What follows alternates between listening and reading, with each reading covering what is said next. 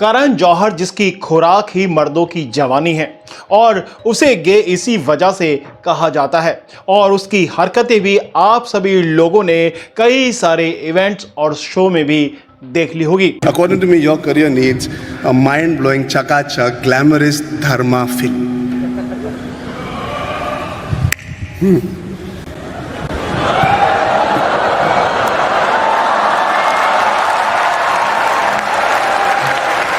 That's my position, Ranveer. देखिए यहां पर आपने खुद ही सुन लिया होगा कि करण जौहर कहते हैं कि दिस इज माई पोजीशन। अब ये पोजीशन किस चीज की है इसको तो आप अच्छे से समझते होंगे, इसे हमें बताने की कोई जरूरत नहीं है। लेकिन इस वक्त करण जौहर की हालत बहुत ज्यादा खराब होती जा रही है। एक बहुत अच्छा सा हेल्दी छुआरा सूखा छुआरा बनता जा रहा है। यानी कि एक वक्त ऐसा था जिस वक्त करण जौहर की रैंप बहुत हष्ट पुष्ट थी और वो कभी कभी इस तरीके से प्रेग्नेंट भी दिख जाया करते थे। लेकिन इस वक्त उनको एक ऐसी बीमारी लग चुकी है जिसकी वजह से वो ऐसे से ऐसे हो चुके हैं। लेकिन ये समझ नहीं आता ये चाचा जी इतना सूख कैसे गए हैं। इस आउटफिट में ये कज्जो चाचा ना बहुत ज्यादा ब्यूटीफुल लग रहे हैं। ऊपर से इन्होंने ब्लैक नेल पेंट भी लगाई हुई है। यानी कि आए दिन उनका सूखापन और ज्यादा सूखा होता जा रहा है। यानी कि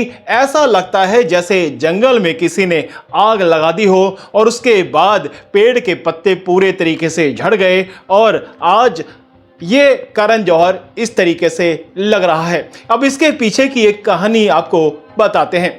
करण जौहर ने अपने इंटरव्यू में यह कहा कि मुझे बॉडी डिस्फार्मिया नाम की बीमारी है जो कि एक मानसिक बीमारी होती है। इस बीमारी के अंदर उस मरीज को लगता है कि मेरी बॉडी जैसी है वो पूरे तरीके से खराब है और वो दूसरे की बॉडी को लेकर अपने आप से कंपेयर करने लगता है। वो चाहे स्विमिंग पूल में जाए और उससे पहले कपड़े उतारे तो उसको लगता है कि मैं बहुत ज्यादा गंदा लगूंगा। उसकी बॉडी का कोई ना कोई पार्ट ऐसा होता है जो इसके दिमाग में सेट हो जाता है कि मैं चाहे जो भी कर लूं मैं अच्छा नहीं दिखने वाला।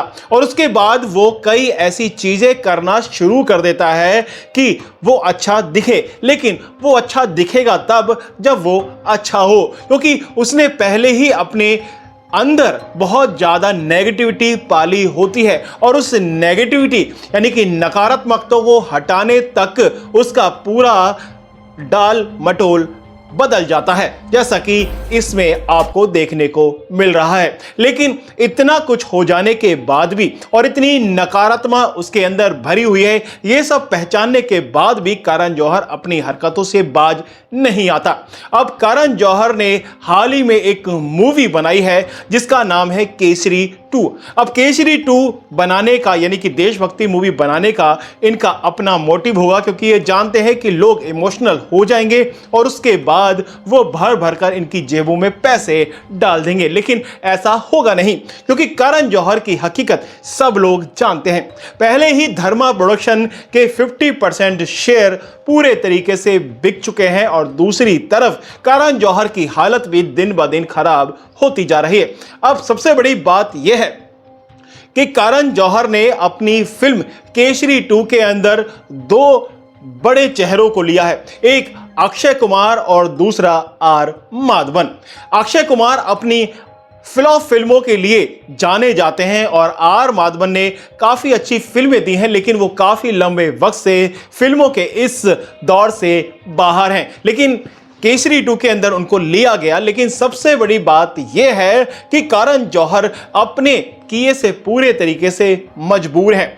अब करण जौहर जो कि नेपोटिज्म के किंग हैं, उनके पिता हैं, और करण जौहर जो अपने आप को बॉलीवुड का बादशाह समझते हैं, उन्होंने फिर से नेपोटिज्म के नेपो किड को इस फिल्म के अंदर ले लिया। यानी कि अनन्या पांडे, जिसके अंदर अलग ही गुण हैं, जो अपनी जीभ से नाक को छू लेती है और उसको अपना टैलेंट मानती है।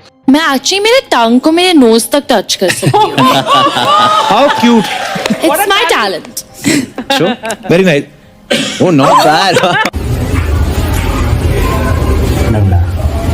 उसको इस फिल्म के अंदर लिया गया है, जिसके अंदर ना तो एक्टिंग के गुण हैं और ना ही उसे एक्टिंग का ए आता है। अब आप ही बताइए कि ऐसे नेपोगट को लेने के बाद में क्या ये फिल्म हिट होगी, क्या इस फिल्म को आप हिट करेंगे? और दूसरी बात यह है कि इस फिल्म को जो डायरेक्ट कर रहे हैं उनका नाम है करण सिंह, जो टोपी वाले हैं। अब टोपी वाले कौन हैं, आपके सामने ये तस्वीर है। और सबसे बड़ी बात यह है कि इस बॉलीवुड के अंदर सभी टोपी वालों का यहां पर दबदबा चलता है, और जो भी हिंदू कोई एक्टर हो, प्रोड्यूसर हो, डायरेक्टर हो, जो भी यहां पर बड़ा बनने की कोशिश करता है, जिसके अंदर टैलेंट है, हुनर कूट कूट कर भरा हुआ है, और जो इनके हिसाब से नहीं चलता, उसको इस इंडस्ट्री में रहने और जीने का कोई हक ही नहीं है। और आपने देखा भी होगा कि कैसे एक उभरता हुआ सितारा सुशांत सिंह राजपूत इस बॉलीवुड के ऊपर राज करने वाला था, और वो अपने हुनर के बल पर ऊपर की तरफ चढ़ रहा था, लेकिन उसके सभी हुनरों को काट दिया गया।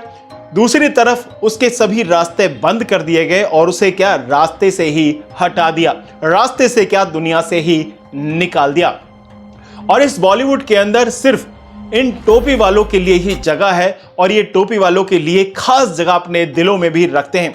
ये केसरी 2 के अंदर पहली बार आए हैं और इनको एक करण जौहर धर्मा प्रोडक्शन के बैनर तले एक बड़ी फिल्म बनाने का मौका मिल रहा है। अब ये मौका ऐसे ही नहीं मिला होगा, क्योंकि आप सभी लोग जानते हैं कि करण जौहर को खुश करने के लिए बहुत कुछ देना पड़ता है। जैसे यहां पर रणवीर सिंह कुछ अपनी पोजीशन बनाते दिख रहे हैं। अब ये क्या देंगे क्या नहीं, ये तो पर्दे के पीछे या फिर बंद कमरे के अंदर की बात है। ये जो दें जो ना दें इनकी मर्जी, लेकिन इनकी फिल्म क्या दे रही है आप सभी लोगों को, वो है टट्टी। जी, देशभक्ति के नाम पर ये ऐसी कास्ट को यहां पर लिए हुए हैं जिनके अंदर ना तो टैलेंट है ना हुनर है, और इसी तरीके से आपको ये चीजें परोसते रहेंगे तो आपको भी गंद मिलता रहेगा और आप सभी लोग इनको धिक्कारते रहेंगे, ये हमें पता है। क्योंकि आपको याद होगा कि करण जौहर ने सुशांत सिंह राजपूत को अपनी फिल्म ड्राइव के अंदर लिया था, और उस ड्राइव के साथ में करण जौहर और सुशांत सिंह राजपूत के बीच में झड़प भी हो गई थी, क्योंकि करण जौहर अपनी घटियापन से पीछे नहीं हट रहा था। करण जौहर ने इस फिल्म को OTT प्लेटफॉर्म पर रिलीज किया, जबकि सुशांत सिंह राजपूत ये चाहते थे कि इस फिल्म को बड़े पर्दे पर रिलीज किया जाए, लेकिन ये जानबूझकर प्री प्लान्ड किया जो कहानी थी वो थी, और उसे ये पूरे तरीके से करना ही था, क्योंकि करण जौहर सुशांत सिंह राजपूत का करियर खत्म करना चाहते थे और वो कर नहीं पाए। लेकिन जब कर नहीं पाए तो उसके बाद में नई कहानियां चलने लगी, सुशांत सिंह राजपूत के खिलाफ ब्लाइंड आर्टिकल लिखे जाने लगे, उनके लिए नेगेटिव पॉइंट बनाने लगे, और जिसके बाद सुशांत सिंह राजपूत को परेशान किया जाने लगा और कई प्रोजेक्ट से उनको हटवाया गया।